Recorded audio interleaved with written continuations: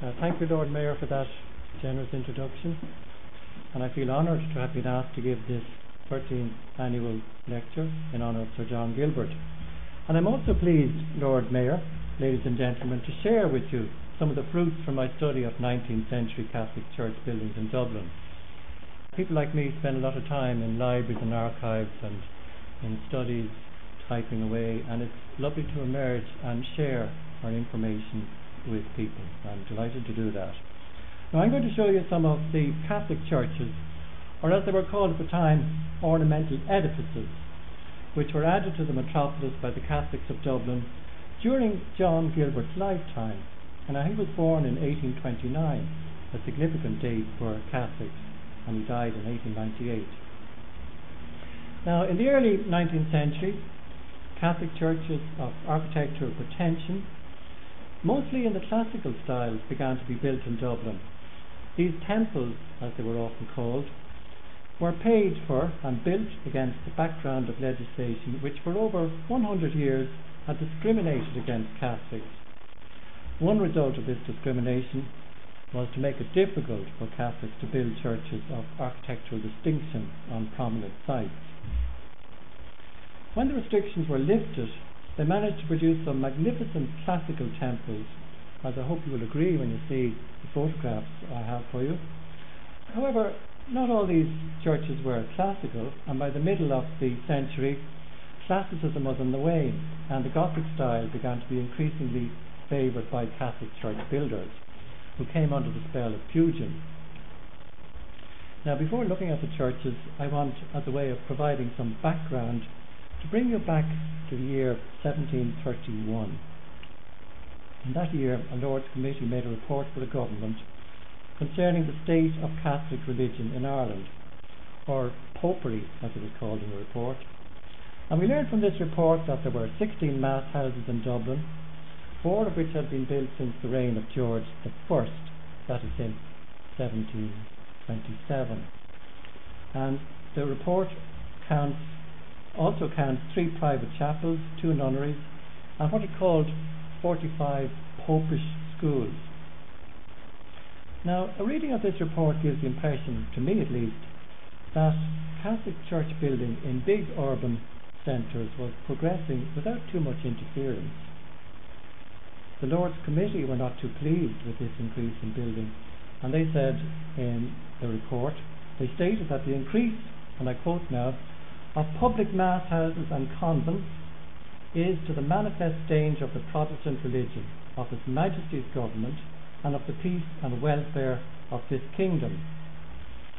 So it's hardly surprising that the committee recommended that, I quote again, it is absolutely necessary that the magistrates of this kingdom, particularly those in the city of Dublin, do immediately enter upon a more steady and vigorous execution of the laws against popery, especially those against all regular and persons exercising ecclesiastical jurisdiction contrary to the laws of this kingdom.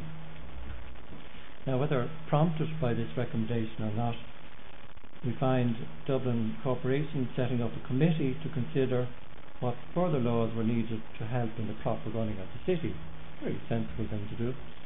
And in the committee's report, dated 4th of December, they suggested 18 extra laws, and one of which stated that each alderman shall be obliged to make returns every term to the grand jury at every general session of the peace of all popish schoolmasters and nunneries or friars that they know, are informed of, or have reason to suspect are within their several wards, in order to have the same prosecuted and suppressed. Now, in spite of what seems a hostile attitude from Dublin Corporation to the Catholic clergy, particularly those belonging to the religious orders, there was in this period a tolerant attitude by the press towards them, which began to discard descriptions like popish priests in favour of descriptions like Roman Catholic clergymen and parish priests. I think in the use of language you can discern this change of attitude.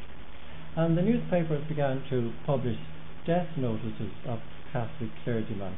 For example, I have one from the Faulkner's Dublin Journal of 13th of January 1741, on the death of the parish priest of Saint Nicholas without, that's Saint Nicholas of Myra, the Reverend Thomas Audeon, with the words that his death is very much lamented by people of all persuasions. Now, another report, this time made in 1749 for the Protestant Archbishop of Dublin, has notes on 19 Catholic chapels in the city. This report noted that the Catholics enjoy the exercise of the religion, if not in such splendour as they desire, yet without the least molestation from the government. Now, moving on to 1825, there were, according to the contemporary writer, 26 Catholic chapels in the city, and then another report in 1849 says there was a total of 28 places for Catholic worship. Now, what were these chapels like? Because none of them exist anymore in Dublin. Now, I think it's safe to say that most of the 18th century Catholic chapels were fitted out at least adequately and sometimes expensively, but none of them made any attempt at anything more than a modest display, if any display at all, on the outside. Now, even in the early years of the 19th century, John Milner, he wrote on Catholic affairs, observed that, I quote him, "It is the spirit of our religion to bestow the greatest pains and expense upon the interior decoration of our churches and chapels." And another contemporary, this time a Protestant clergyman, George Newenham Wright, described the entrance to the Liffey Street Chapel as by a wretched gateway beneath a tottering fabric. But, he goes on to say, the interior by no means corresponds. It is extremely neat and has a venerable, sombre character. There are no examples of these chapels left in Dublin, as I said, but St. Patrick's Church in Waterford conveys some idea, I think, of what these chapels were like. Here we have very modest entrance.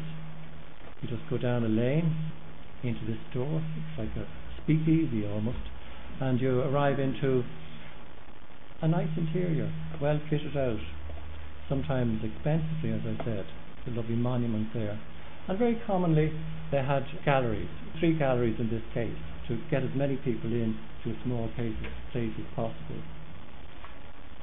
The building of the Carmelite Church of St. Teresa in Clarendon Street marked the beginning of a new era for Catholic church builders in Dublin. The foundation stone was laid by John Sweetman, one of Dublin's leading Catholic laymen, in 1793, and the church was opened to the public in 1810. Now, according to the Reverend Dr. William Marr, of whom we shall meet again, St. Teresa's stood out like a jewel against the other Dublin churches, which, he said, are crouching timidly in the darkest and most loathsome alleys and lanes of the city. Now, within about 25 years, great progress had been made and continued to be made in the provision of fine new churches, and this was a source of great pride for Catholics. In a sermon delivered by the very Reverend Dr. Miley in St. Audeon's Church in August 1841, he gives the following description, and this sermon was published so that he could get funds for the new church. He said, "If a stranger were to ask me where the trophies of the glorious sacrifices of the Irish people for their religion are to be found, I would conduct him around the city and show him the backyard chapels, the catacombs of Dublin. And then I would bring him to St. Andrew's, to Saints Michael and John's, to the Church of St. Francis of Assisi, to both the Carmelite churches, to Saint Nicholas's, to that beautiful Ionic temple of St. Paul's, to St. Michan's, to the Dominican Church, to St. Francis of Xavier, to the Metropolitan, surpassing all the churches, not only in this island, but of the Empire in Doric majesty." The Metropolitan is the Pro-Cathedral, and here she stands in Doric majesty. Before these churches were built, the morals of Dubliners were, according to Dr. William Marr, the parish priest of Rathmine, a match for what he would have us believe were the grim conditions of the chapels in 18th century Dublin. He was a good orator and had a great facility with words. He wrote, "The drunkard raved without obstruction, and the blasphemer shouted his impiety, and the gambler squandered in nights of dissipation what his days of toil had accumulated." By the middle of the 19th century, several fine Catholic churches had been built in the city, and Dr. Marr, observing them, asserted that the depravity of 50 years earlier was little evident amongst the population of Dublin. What a wonderful thing architecture can do. The creation of fine public buildings had become visible evidence of the Catholics' newly won civil rights and an expression of their determination to command respect. They're my words, not Dr. Marr's. Now, I just noticed I have a footnote here that the parish committee of Francis Street Chapel budgeted an annual sum in 1794 to provide a salary for a policeman to keep the approaches to the chapel clear of the obstruction of beggars. And I have a note too that the Dublin Evening Post of the 28th of November 1786 advised Catholics to use their best efforts to clear the approaches to the chapels of beggars. So that's interesting enough. Now, Catholics in other towns and cities across the water in our neighbouring island had similar ambitions. The Catholics of London saw their new church of St. Mary's, Moorfield, as more appropriate than their old chapel for the display of the imposing service of their religion, and better adapted for the respectability and numbers of its adherents in the capital. Now, this idea of matching high morals with fine buildings was an aspiration of the clergy and laity in the large towns and cities of Ireland. At a meeting in Cork to further the building of St. Mary's, Pope's Quay, the prior, Dr. Russell, said that the Catholics need no longer feel inferior when they had accustomed themselves to their new church. He also thought that a beautiful church would exercise great moral influence on the character and feeling of the Catholic population. There's a church, St. Mary's in Pope's Quay, and you would really feel like dressing up well and behaving yourself entering a building like that. Now, one more example. This one is from Dr. William Higgins in his printed appeal for funds to build his new cathedral in Longford. There's Longford. He also drew a connection between public morals and architecture. He wrote this: "The bishop conceived he would advance the glory of God and greatly promote the cause of truth and morality by erecting a spacious cathedral in the centre of his diocese." We're talking about St. Mel's, which sadly was gutted by fire on Christmas morning. There it is there. I took that photograph in August.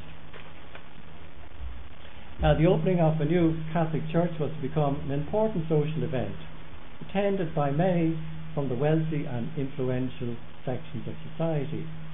This indicates, I think, a general acceptance of the Catholic's role in contributing to public architecture.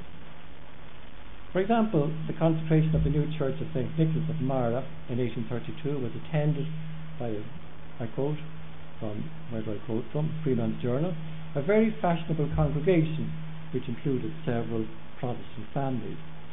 And the music was selected from masses by Haydn and Mozart, and the orchestra was supplemented by members of the band of the 1st Dragoon Guards. You can imagine wonderful music and fashion and religion, of course. Now, even on ordinary days, the tone of Catholic religious service was transformed to match the new and ostentatious structures the Catholics were building by the introduction of more elaborate embroidered vestments and altar furnishing, and by the greater use of music and incense. Now, the Diocese of Dublin provided most of the best examples of these new churches, which were among the most expensive and prestigious buildings of their type in Ireland, England, Scotland or Wales. The Dublin Diocese spent more than any other diocese in Ireland. In the 50 Dublin parishes in the period 1800 to 64, that's over a period of 64 years, 41 convents have been built at a cost of £360,000, 119 churches at a cost of more than 630,000, 10 colleges and seminaries at a cost of nearly 80,000, and 15 hospitals at a cost of over 100,000. So you see, we have a rich heritage of religious buildings in Dublin. However, other dioceses also spent heavily, and the Catholics of Ireland spent about £5 million on religious buildings and schools from the beginning of the century until 1868. Now, the important churches were intended to be built on prominent sites, and here I have for you some examples. Pro-Cathedral looks as if it was designed for an open site, might have been designed for the principal street in Dublin, Sackville Street, on the site of what is now the GPO, but I've never found anything written down to assert that, so we can't say for sure. But it was built nearby on the smaller street, Marlborough Street. St. Paul's here achieves a magnificent prominence on Iron Quay on the western approaches to the city, and the Catholic Directory noticed that St. Paul's was the first Catholic church in several centuries to have a tower and a cupola. And there's St. Audeon's, occupies a prominent site on High Street overlooking the heart of the medieval city.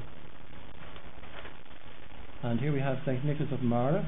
There's evidence that Saint Nicholas of Myra was to be opened up to Francis Street as a centrepiece of a facade to include 2 presbyteries. And St. Francis' Xavier and St. Andrew's both form part of the street facade. And, you know, we forget how big St. Andrew's is. Together with its 2 presbyteries, it takes up a considerable portion of Western Row and extends back to Cumberland Street South, where the back of the church and schools dominates the street with an assured architecture. St. Andrew's was to have a tower, which was not completed, but if it had been, it would have been visible from Merrion Square. Adam and Eve was originally hidden behind Merchants Quay and Cook Street, but eventually expanded with the Friary to present facades to Merchants Quay, Cook Street, Skipper's Alley and Wine Tavern Street, after having subsumed Rosemary Lane. Here's the facade to Merchants Quay. And Our Lady of Refuge, here in the mainly Protestant suburb of Rathmines, makes an imposing presence on the Rathmines Road, and its dome was visible over a large part of the city and suburbs. And here we have the 3 patrons of Ireland. Was too much for the Irish Times when it was built, and the Irish Times offered the opinion that when built it would depreciate the value of property in the neighbourhood and drive the Protestant occupants from the place. And that Irish Times article is a leading article. It's right up at the top. This is really what was playing on their mind at the time. But it does convey a sense that Protestant sympathy for the Catholic cause was evaporating by the mid-century, when the Catholics had obtained their civil rights and were continuing to build on a grand scale and beginning to build on a triumphal manner. However, another view of this matter comes from the parish priest of Rathmines, our friend Dr. William Morrow, who thought that the unfinished state of Our Lady of Refuge, there it is there, in 1878, before the portico had been built, was the subject of grief and shame and a scandal to our non-Catholic townsmen. So now, and I want to bring you back to the sermon of Father John Miley, the one he made in St. Audeon in August 1841. You remember that he mentioned several churches which he called trophies of the glorious sacrifices of the Irish people for their religion, and he names 11 churches. All but one of these churches survive, and the others survive in various forms. By that I mean they have been altered to a greater or lesser extent since they were built. But we get a glimpse of that as I continue by bringing you on a tour of these churches, not in the order in which he mentions them in his sermon, but in the order in which they were built. In that way we can observe something of the progress of Catholic church building in Dublin. So if you hold my hand, I'll bring you on this little tour, and we'll arrive back here for a glass of wine shortly. Now, the first one is St. Teresa's in Clarendon Street, which I've mentioned already, and I have a date there, 1793. Now, I've already mentioned this church, and it's the oldest church mentioned by Father Miley. The foundation stone was laid in the year that an act for the relief of His Majesty's Popish or Roman Catholic subjects of Ireland. Now, this Relief Act of 1793 really is the important one as far as building is concerned, because after that Relief Act of 1793, the Catholics could really build what they liked, where they liked. There were no restrictions. Now, the other Emancipation Act of 1829 added more things to it, but even that provided for the suppression of the religious orders, particularly the Jesuits. So it wasn't a complete emancipation. So this is the important church. Now, I won't really say much about it. We did see it at the first one, and we saw that it was buried in here with canted ends at each side, but it has been extended. Here we have it, the south extension in 1865, and west transept and a facade to Clarendon Street in 1876, and it has reached all the way there to Johnson's Court. So the original entrance to it was through a laneway from Wicklow Street. So we came along there. That laneway's gone now. Now, incidentally, I remember about 20 or 30 years ago seeing a plaque on the wall. I think it was from the entrance from Johnson's Court, commemorating the laying of the foundation stone by John Sweetman in 1793. And I can't find it. So if anyone knows where it is, just tell me afterwards. Now we move on to the next church, Saints Michael and John in Blind Key. And here we are at 1811. And we can be thankful to Dr. Michael Blake for this. He was made parish priest of St. Michael's in 1810. And he soon set about looking for a site for the new church. He found the site where the Theatre Royal Smock Alley once stood. And he chose as his architect John Taylor, who built for him, as you can see it there, it's a Gothic hall, incorporating the remains of the theatre. And the church was opened in 1815. And shortly after, if we are to believe Nicholas Donnelly, the fearless Dr. Blake set up a bell which he used to call the faithful to Mass and to ring the Angelus. And Alderman Carleton instituted proceedings in the King's Bench against the offending parish priest. When Carleton heard that Daniel O'Connell was to defend the action, he quietly dropped the matter. And one of the interesting things I think about this is the funding of all these churches. Most of the building work for this church was provided voluntarily by Dublin tradesmen. Here it is on the Ordnance Survey map. You can also see the plaster ceiling is drawn in on the map. And I also think that it's an indication that these buildings were recognised as public buildings, because the floor plans of these Catholic chapels, they were called chapels at the time because they didn't belong to the established religion, but we call them churches, I think. The floor plans were drawn in fully.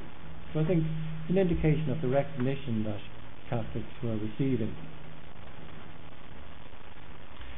Now, contemporary with this is St. Mickens on North Ann Street. There's the facade to North Ann Street.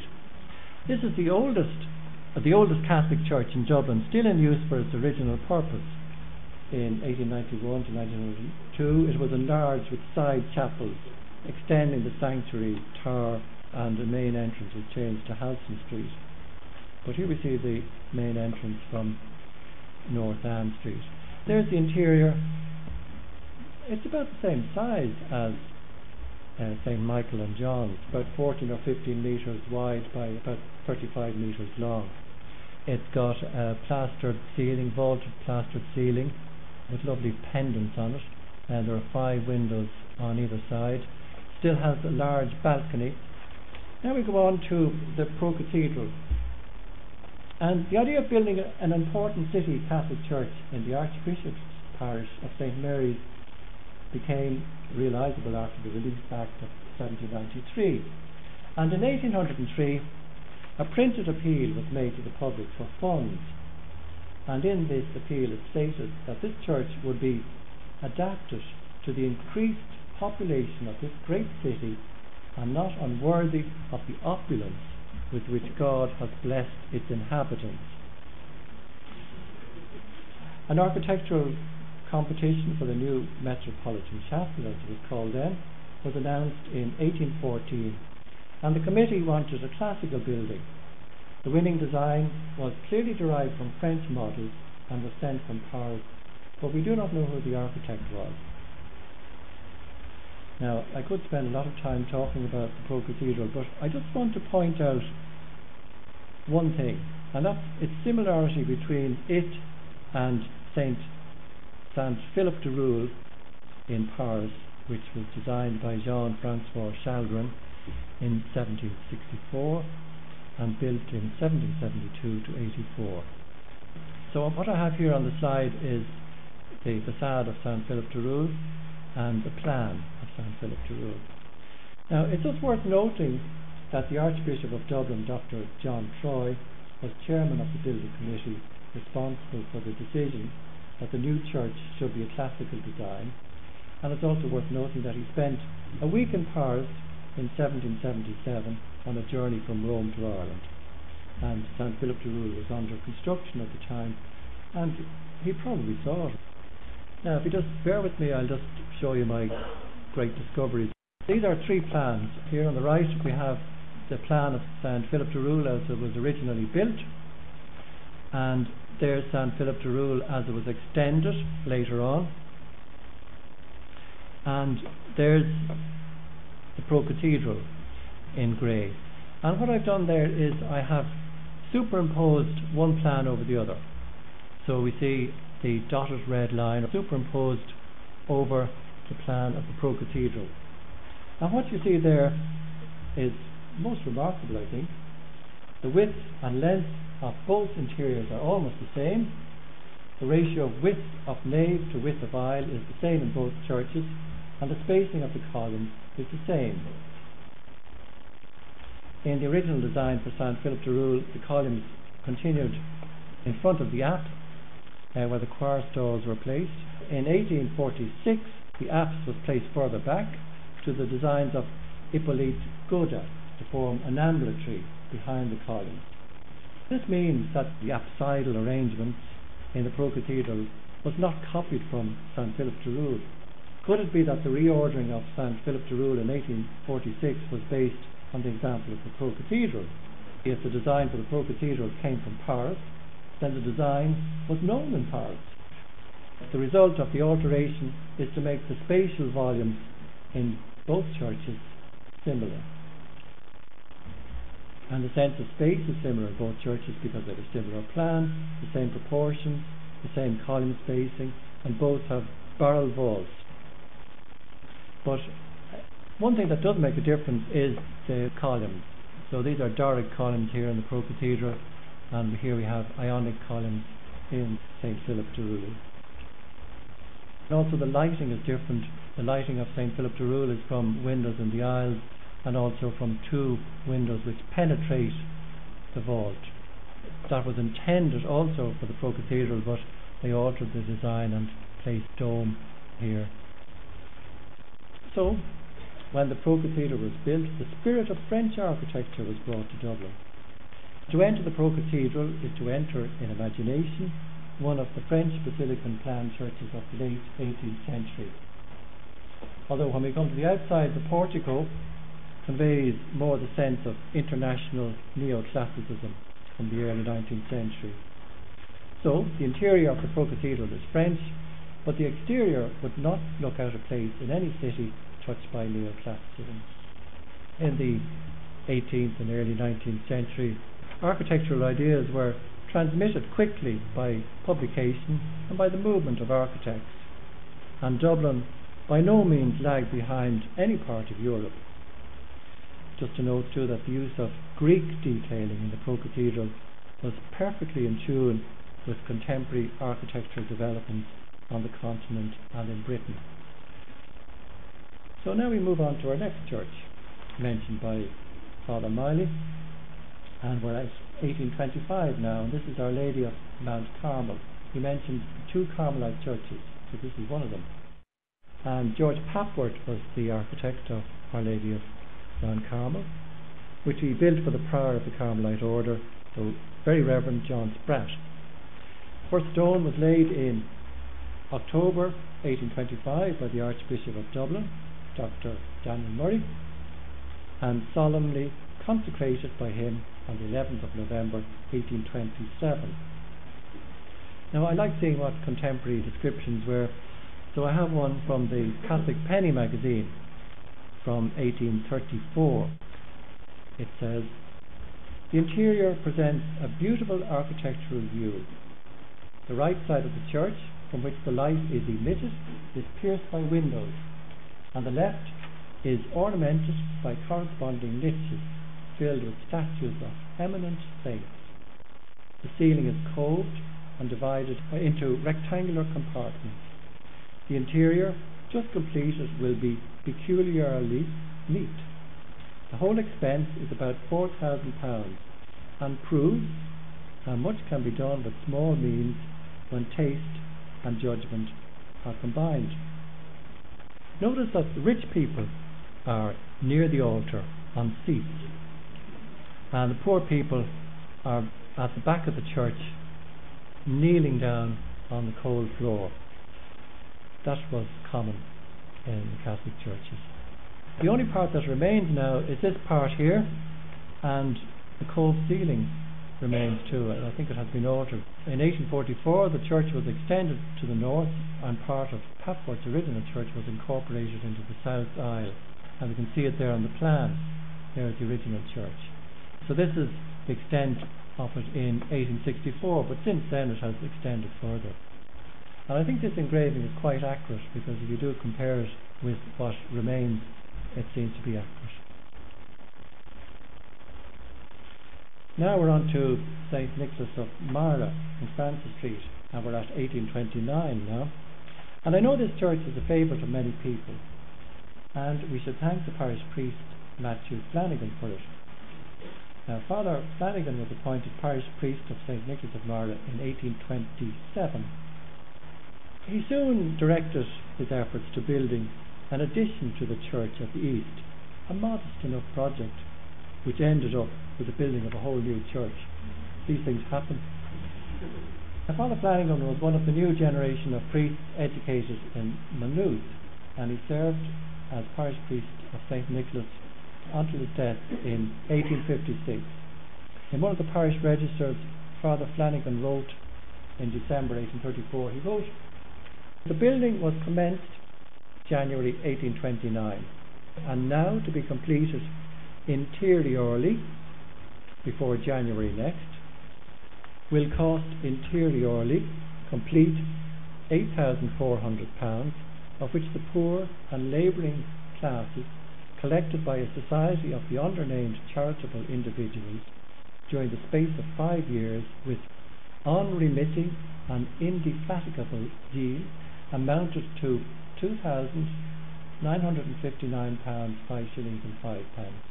The remainder was supplied by the donations of the richer parishioners of the parish, of the clergy, and of certain charitable individuals residing out of the parish."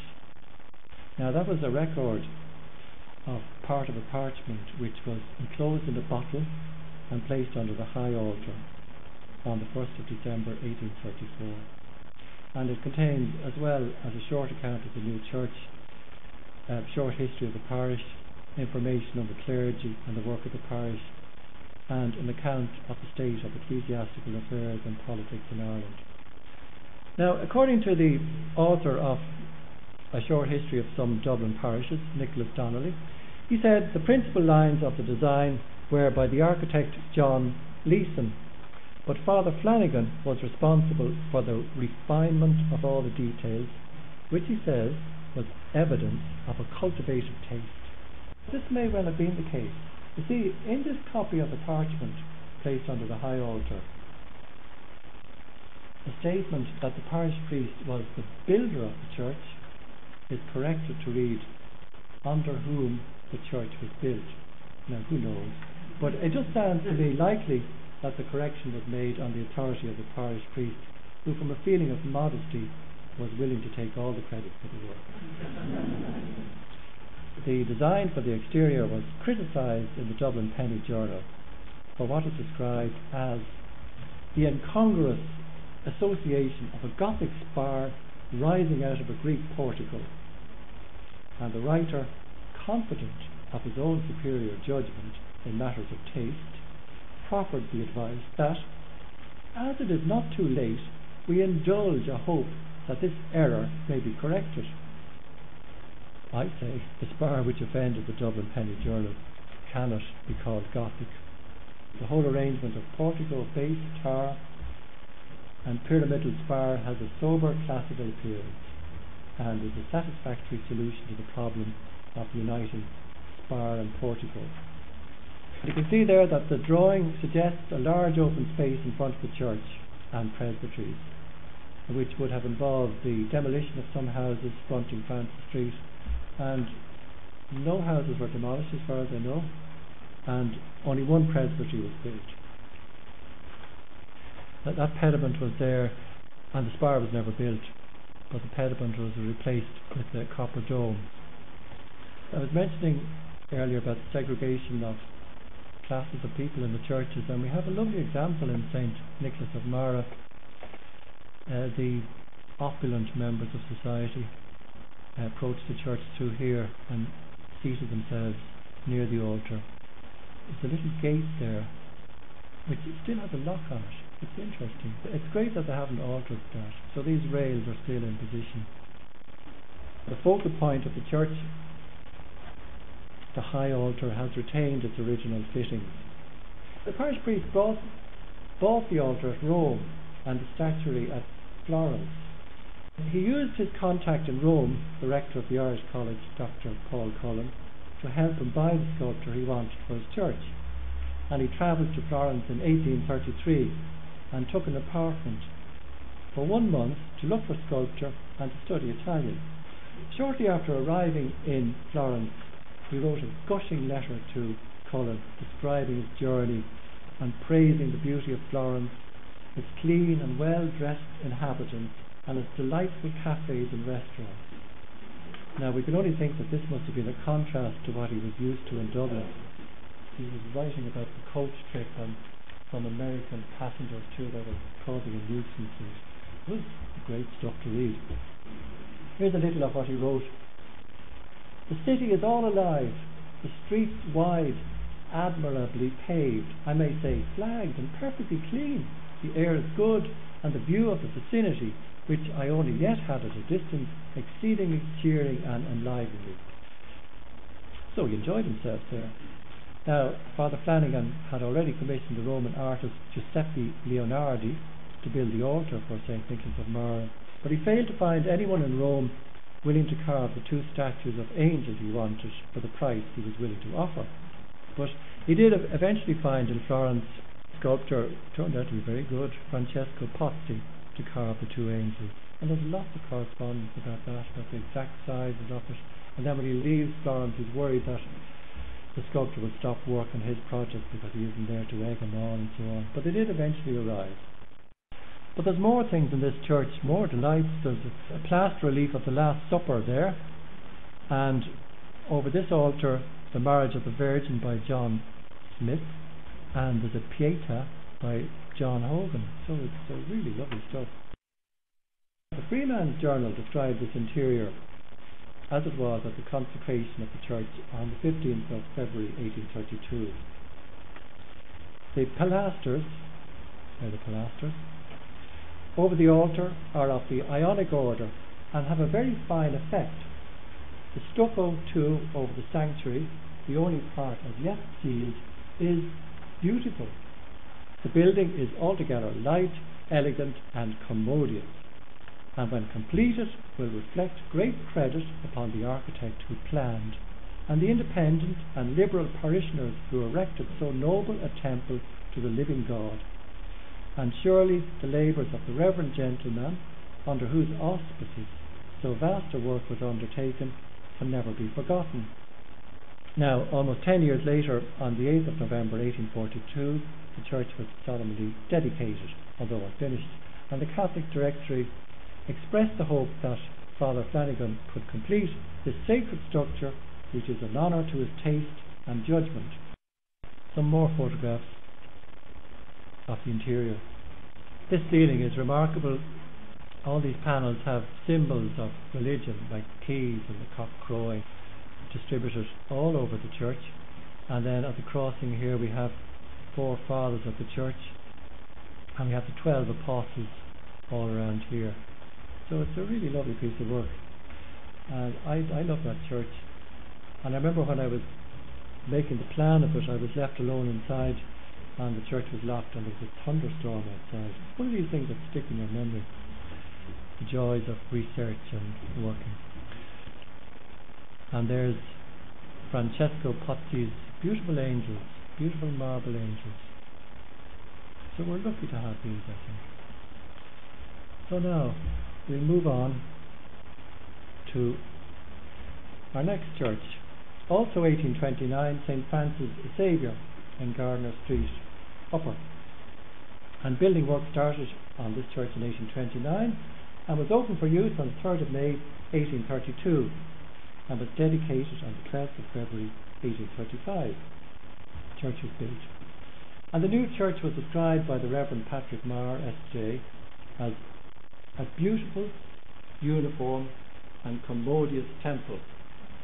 And the Catholic Penny magazine described it as one of the most perfect, convenient and classical edifices of our city, combining at once elegance of design with utility of arrangement, and affording the only specimen in Dublin where native granite has been exclusively applied in the construction of an extensive portico, and only on native granite are in big letters. Now it's remarkable how quickly the church was built in one campaign and made ready for use compared with other contemporary churches. Well, the building went on for years and years, and the portico was eventually built after 20 years, maybe even later. I'm just thinking now of St. Audeon's 1840s, and it wasn't until the 1890s that the portico was built. And I wondered about this. I thought, well, maybe the Jesuits just like to make a big display as quickly as possible, and this might be true. But there seems to have been pressure on the Jesuits to finish the portico to avoid paying additional rent. So let's have a look inside. Here we have a photograph taken in the early 1900s, and here's an engraving published in 1832 in the Catholic Penny magazine. Now we can see originally the sanctuary ended in a rectangular space, a very shallow sanctuary. Less than 5 years after the church was finished, plans for extending the apse were being discussed, and it is possible that the extended apse was part of the original architectural concept but was set aside for lack of funds. We don't know.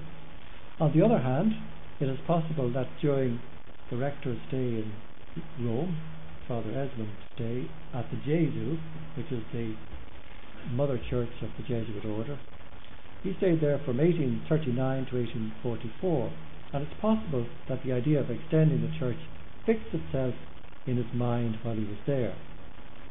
But whatever the reason, in early 1842 we find that Father Esmond, writing from the Jesu, discussing designs for extending the apse and for other work as well, with Father Robert Haley, who was resident in Gardiner Street. So Father Esmond's idea was to extend the apse and to finish it with the semicircle like in the Jesu. Without the enlarged sanctuary, the plan of St. Francis Xavier was, according to Father Esmond, meagre and stunted, to Romanize. He required Romanize there. He saw things differently.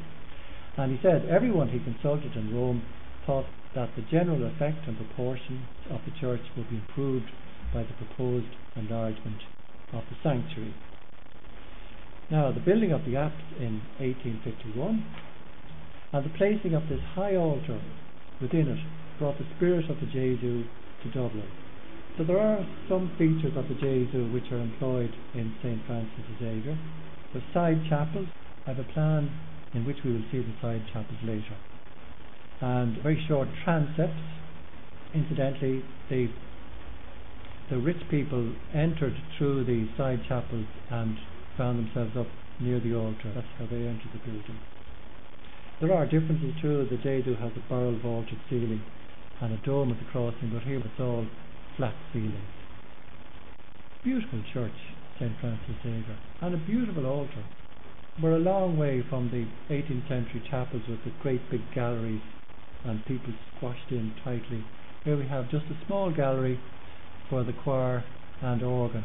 And what a beautiful organ that extends from one side to the other. There's a close resemblance in the proportions on plan of St. Francis Xavier to the Jesu.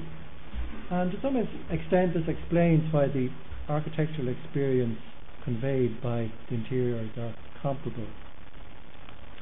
What I have here is a slide to show you the similarities. On this plan here we have a plan of the Jesu. The details of the plan of the Francis Xavier don't really matter too much, but they are the black line running around there. What I've done there is I've shrunk the plan of the Jesu down to about the same size as the plan of St. Francis Xavier. And in the shrunken version we have the broken red line. And you see how closely it corresponds with the proportions of St. Francis Xavier. These are the side chapels I was talking about, and there's a side chapel in St. Francis Xavier. There are hundreds of Jesuit churches all over the world, and many of them are linked to a greater or lesser degree to the mother church, the Jesu. Although the plan of St. Francis Xavier is based on that of the Jesu, its facade is derived from the French temple-fronted models of the late 18th and 19th century, and it bears a particular resemblance to the facade of Notre Dame de Lorette by Louis Hippolyte Laban, which had been erected a few years. So I'll just go back to that slide to show it to you. So here we have Italian and French influences coming to bear on this church. I want to bring you now to a church which is just about 5 minutes walk from here, St. Andrew's in Weston Row, and this was started in 1832.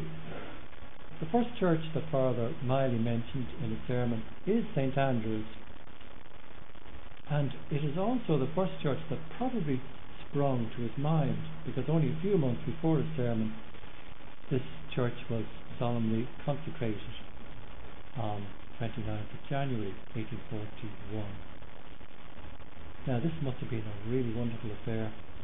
The ceremony started at 8 a.m. after the vigil of the preceding evening and continued until 3 p.m. That's 7 hours plus. You had to be in early to get a good place. And the sermon was preached by Dr. Wiseman.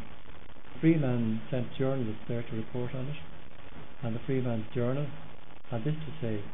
Now I don't know if the reporter spent all 7 hours at the ceremony, but he said, in Rome itself the august rite could not have been performed in a more complete form, and in the brilliance and becoming splendour with which it was attended by so many of the great continental churches that could not have eclipsed yesterday's ceremony. But let's just go back to the 30th of April 1832, when the administrator, that's the parish priest, Dr. Blake, whom we have already met at St. Michael and John, he laid the first stone. He had his name, his initials put on the stone, by the way.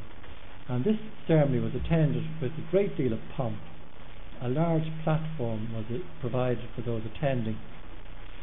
The Freeman's Journal observed that this platform was crowded with elegantly dressed females, and he goes on to say the Russian horn band was in attendance on the occasion and added considerably to the effect of the ceremony by their wild and characteristic music. You can just imagine the noise and the music. And God Save the King was performed at the commencement and conclusion of the ceremony. The work proceeded quickly, and by the time the walls were up to roof level, over £6,000 had been collected for the building fund. And on 2nd of January 1834, just about 2 years later, the church was blessed and opened for worship. And the old chapel on Townsend Street was finally abandoned. They did actually start building a chapel on Townsend Street, but then they changed their mind. They'd actually got it up to wall plate level, and they decided on this more prominent site here. And in 1836, the large Baroque statue of St. Andrew with his cross was erected. This was made by John Smith. We've already met him in Saint Nicholas of Myra. It impressed the editor of the Catholic Directory, who wrote that it was the first piece of colossal statuary erected on any Catholic church in Ireland since the Reformation. Now, it just might be worth noting that this was designed by James Bulger, who was appointed architect after the decision to abandon the partly built church in Townsend Street was taken. The architect of the Townsend Street church was John Leeson, who designed Saint Nicholas of Myra. And I would have loved to have seen more work by John Leeson. He didn't like the idea of his church being abandoned, and he embroiled himself in a public row with Dr. Blake and half the parish. They were firing letters at each other through the Freeman's Journey. And it was a terrible row, really. Dr. Blake mentioned something about dry rot or woodworm. And then John Leeson got up on his high horse and said, "What do you know about dry rot? You're only a priest, you're only a parish priest, you know nothing about dry rot." And he didn't like that, and John Leeson never designed a Catholic church again, as far as I know, which is a pity, really. So having good social skills is important as having good architectural skills. So I'll just show you a few pictures of the church. Another splendid church. I think characteristic of Bulger is these little lunette windows at high level and the way he articulates the wall. We'll see that in Adam and Eve now presently. Now we haven't got apostles there, but we've got the four evangelists at the corner, and maybe they're doctors of the church. You can see some similarity between that and Saint Nicholas of Myra, so you wonder really what was going on. And just imagine James Bulger being handed John Leeson's design and say, "Well, look, will you adapt that?" Now, this is the church in the 1930s, and we can see here the rails for segregating the congregation. And the poor people here had some seating, but not all that much. There was plenty of room for standing, as you can see there as well. But the opulent members of society had these good seats here. Now we're going to stay with James Bulger and go on to Adam and Eve in Merchant's Quay, and we're in 1834 now. Now when Father Miley preached his sermon in St. Albans in 1841, Adam and Eve was almost finished. And on the 15th of November 1842 was dedicated. Now its building was the responsibility of the Franciscans, and its realisation represents their successful establishment after a difficult history in Ireland after the dissolution of the monasteries in the late 1530s, when most of the monks left the country or were driven underground. Sometime after 1615, the Franciscans returned to Dublin and opened a chapel in a lane off Cook Street, near a public house called Adam and Eve, and the name endured as the popular name for the present church of St. Francis of Assisi, Merchant's Quay. And then in 1757 the friars purchased a house in Merchant's Quay which was fitted up as a friary, and then later they acquired the site of the old Rosemary Lane Chapel of St. Michael, which lay up against their own, and it seems that the high altar of St. Michael's was exactly where the altar of the new church was to be. Now, the foundation stone was laid for the new church on 16th of April 1834 by the Reverend Henry Hughes, the guardian of the Franciscan Priory. And it was considered important that the location of the new church was on the same venerable spot as the old church. Not much of James Bulger's original design remains. Here's the original church here. Parts of the transept remained, and you can see the same detailing there as we saw in St Andrews with the lunette windows and the articulation on the wall. I'll just show you here that followed the old idea of big balconies. Originally it was a T-plan, and there were 3 balconies, one in each transept and one in the nave, and this photograph was taken from the balcony in the nave. You can see the way the congregation was segregated there as well. And eventually they got their facade at Merchant's Quay. This was designed by Patrick Byrne and built in the 1860s. Now, there's not much to say about this because there's nothing to see. It's gone. This is the Dominican Church in Denmark Street, which is really somewhere in the middle of the Ilac shopping centre. But a little lane that you could approach it by is still there. It's called Chapel Lane, although the name is not on the wall, but it's between Penny's and the Ilac Centre. And it was converted for a school when the Dominicans built their new church in the 1860s in Dominic Street. Now this is St Paul's in Arran Quay, 1835, mentioned by Miley as well. It makes a strong visual assertion on the Liffey Quays, the first prominent building that you can see from the western approaches to the city. Now the Catholic Penny magazine published an engraving of the facade and a description of the church in its edition of 10th of January 1835, and the writer thought that the new church was likely to become one of the principal architectural ornaments of our city. And you notice here too that the portico of St Paul's is built of granite, following the example of St Francis Xavier, which really broke that tradition of using a combination of Portland stone and granite, which was first initiated in Dublin in the early 18th century with the Parliament building. And this use of granite in the portico was a source of satisfaction for the editor of the Catholic Directory, who noted that until recently it was considered indispensable to send to the sister country for large blocks of stone required for the columns and architraves of a large portico.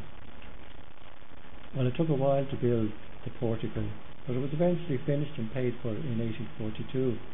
A considerable portion of money went into creating a big facade because the accommodation was quite modest really. I'm really impressed with the stone carving of this church and these Ionic columns here, which are copied from the Erechtheum on the Acropolis in Athens. It's carved with great fine detail with a very hard unyielding stone, so that must have taken ages to do. So it was built pretty much as designed. One thing that was omitted though was the fluting in the columns, and Patrick Byrne was well aware that, well, that's the correct way to make the columns of course, but the sunlight of the south facing building would be caught in the fine details of the stone there and would show to great effect. There were to be 3 windows here, but now they're lit from above and the doors were of equal height too, and that was changed. In many respects the interior of St Paul's owes something to Our Lady of Mount Carmel, the Carmelite church, which we already looked at. There's a lot in common with these two churches. The shallow barrel vault, the Greek detailing from the Erechtheum, and the articulation of the external walls. Even the site restrictions are similar, and both churches had to have very narrow naves. In fact, the site restrictions are so much in this church that the front facade is aligned with Arran Quay, and the side of the building is aligned with Lincoln Lane, and it's not quite rectangular, so it's like twisting of the axis there. But you don't notice that, and I really think that Patrick Byrne was well versed in classical architecture, and he knew that the ancient Romans would do that sort of thing with city gates. They would just change the alignment. One of the things about this church was it had wonderful bells in it called joy bells, and they were popular with the citizens of Dublin. And according to Nicholas Donnelly, they came in their thousands to hear them rung for the first time. The bells were rung every Sunday on special days, according to the Catholic Directory, by select and judicious persons chosen and adapted for that important purpose. They were made by James Sheridan of the Eagle Foundry, Church Street. Sheridan was very, very pleased with his work, and he described the bells and the great delight and satisfaction of the assembled thousands who came to witness the reviving sounds of Irish Christianity. And he praised the parish priest, Dr. Yore, whom he said, whose patrician love for Ireland induced him to get them here, that is, the bells, notwithstanding the allurements held out by the London bell makers. I often thought it would have been a great millennium project to restore these bells and ring them, and I would love to have the sound of them for you. Now, I'll just finish with one church not mentioned by Father Wiley, and that's St. Audeon. And of course he couldn't have mentioned it because it had not been built. The sermon was preached on the 24th of August 1841 in the old St. Audeon, and was intended to help raise funds for the new St. Audeon, whose foundation stone had been laid on the 2nd of July that year. 2 years later, Catholic Directory announced that the church already raises its lofty head over the city, and it does look impressive because the ground slopes back there, and in fact there's a double basement underneath it, so it is really lofty. St. Audeon's was designed by Patrick Byrne using a cruciform plan, and you can see there's one entrance onto the portico through a round-headed doorway, and then we have a little blind doorway on either side and niches above, and this is repeated in the interior. Now, it was intended to have statues of the apostles and all this, but here we have the interior, and much of its original neoclassical chasteness remains. It really is a beautiful church. And one thing I just point out to you too, that here he has the lighting in the vault itself. This was a device intended for the Pro-Cathedral. So here we have a little bit of the ideas of the Pro-Cathedral coming here to St. Audeon. And the whole interior is articulated with these Corinthian pilasters. No great big balcony like the balcony he had to put in St. Paul's, but now the balcony is almost like a piece of furniture detached from the walls. I just want to say here that St. Audeon's owes something also, I think, to St. Francis Xavier. And Patrick Byrne and John B. Keane is the architect of St. Francis Xavier. They knew each other. They sat together on the council of the Royal Institute of the Architects of Ireland. And in my imagination, I just imagine the parish priest saying to Patrick Byrne, well, I want something like St. Francis Xavier, except a little bit bigger. And this is really a possibility because I've noticed that the proportions are quite similar. There's St. Audeon there on the left, and there's St. Francis Xavier on the right. And I see similarities in the proportions there. Shallow transept, shallow sanctuary as it was when it was built first, but just enlarged a little bit bigger. So I think it owes something to Rome. It owes something to Paris as well, to the Pro-Cathedral with the lighting.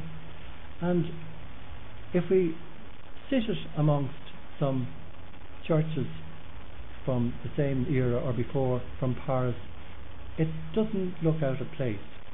I think if you came across a church like this in Paris, you wouldn't feel that there was anything wrong. So there it is, sitting amongst the churches in Paris. Lord Mayor, ladies and gentlemen, we've reached the end of our tour of the churches mentioned with such pride by Dr. John Miley 169 years ago, and which I hope you agree with me, I know you do. They deserve our love and attention as a valuable part of our architectural and cultural heritage